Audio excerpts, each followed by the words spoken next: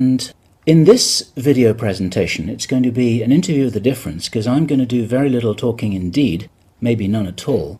And Klaus is going to be doing an audio commentary on one of his extremely special, unusual and fascinating slideshows about the artifacts and the various phenomena that he has been researching, discovering, investigating personally all over the world, relating to what I think you could legitimately call the hidden history of the human race. Would you say that that's a good summary, Klaus? That's a very good summary, yes.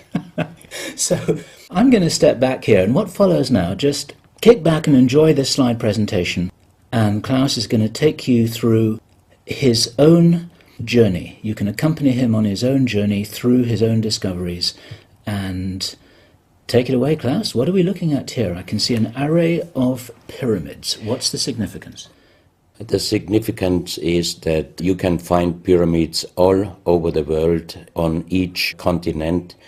And the question is, when and who did build those pyramids? Why many of those pyramids all over the world are looking very, very similar? Another question is, did there really exist a global civilization? And I think many of our researchers are really telling us that once upon a long time a global civilization existed. But how many thousands of years ago, we don't know.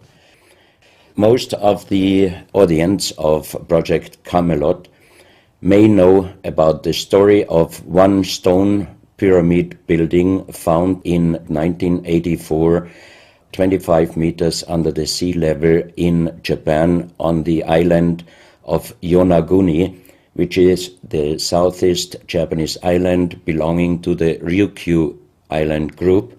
And there is still a struggling of some international archaeologists who are saying that these monuments were done by nature. But my friend Professor Masaaki Kimura did several years since then researches not only on this monument, but also he found several others close by. On the right side down you have a model, and one thing nature is definitely not doing on top of two platforms of this monument. There is one huge stone turtle and one huge stone bird like an eagle.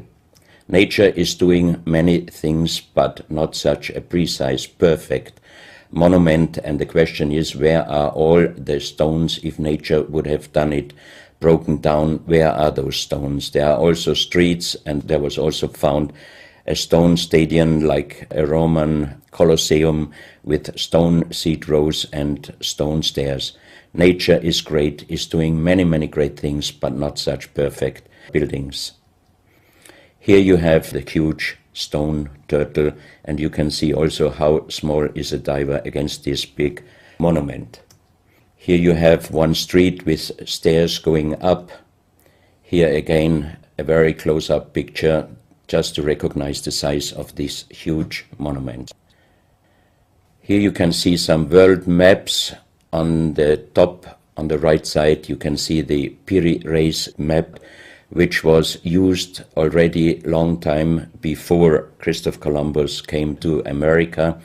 And you can see how perfect this map was already in the beginning of the 16th century, showing part of Europe, of Spain, Portugal, part of Western Africa, and also part of South America.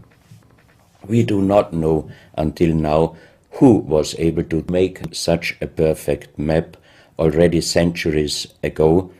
And on the rest of the Piri Reis map, which we do not show on this picture, you can also see the Antarctic without ice. In 1956, researchers found out that the Earth under the ice mass at the Antarctic is exactly like the Piri Reis map was showing. So this Piri Reis map should be at least older than 10 to 12,000 years. But the next question would be, who was able to make such a wonderful world map? On the left side, on top, you see Atlantis, done by Athanasius Walzemüller, and the map is the other way round. He did it the other way round, and you can see the continent between Europe, Africa, and also America. And you can see on the left side down different sides of a huge stone world map. This stone world map was found in 1984 while gold digging in Ecuador in an underground tunnel system with other 350 artifacts which do not really fit any known and existing South American pre-Columbian culture. On this stone map is a natural quartz line, a white one, and this is the front side of the world stone map, and you can see approximately in the Near East, close to Saudi Arabia, you can see an inlay as an eye. And from this eye to the right and to the left is a natural quartz line going on the right side over India, Thailand, and also there is a long island on the right side, which Professor Kimura's research gave him the statement that from the northeast Japanese island until far down after Taiwan, once there existed a huge continent. But then this world map must be older than at least 10 to 12,000 years. And here is the back side, and you can see on the right side coming the quartz line passing in the Atlantic, a continent, Atlantis, which in our days does not exist anymore. Then the white line is crossing part of South America, and here you have a close-up, and you can exactly see the Bay of Guayaquil, an inlay going up to north, and a round inlay showing exactly the place where there were found those artifacts, and there is also the best quality water worldwide existing. One other very interesting artifact found on the same place in Ecuador is the so-called pyramid with the eye. The eye is an inlay, the stone is gray and white, and you have 13 steps, and it looks exactly like the pyramid with a shining eye on the $1.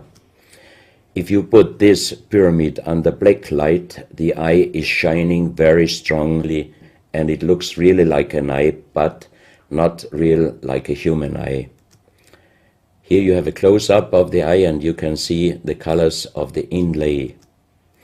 On the bottom of this pyramid, you have the inlay in little gold plates showing the Orion star constellation, and you have unknown writing.